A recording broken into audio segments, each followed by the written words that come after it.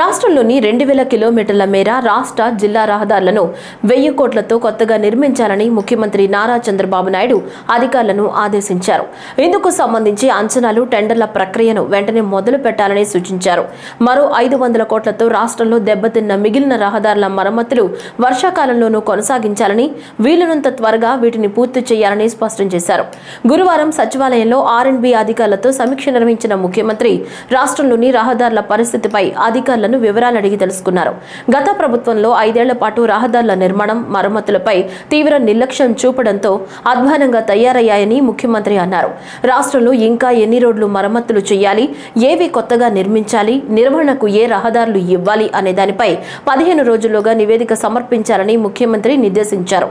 సంప్రదాయ విధానంలో రోడ్లు నిర్మించడం వల్ల ఆర్థికంగా భారం కావడంతో పాటు నాణ్యత విషయంలోనూ అనుకున్నంత స్థాయిలో లేవని, అందుకే రహదారుల నిర్మాణంలో అత్యాధునిక విధానాలను అనుసరించాలని సూచించారు. మరోవైపు ఇప్పటికే రాష్ట్రంలో 20,000 కిలోమీటర్ల మేర రహదారులను గుంతలు లేకుండా మరమ్మతులు పూర్తి చేశామని అధికారులు ముఖ్యమంత్రికి తెలిపారు.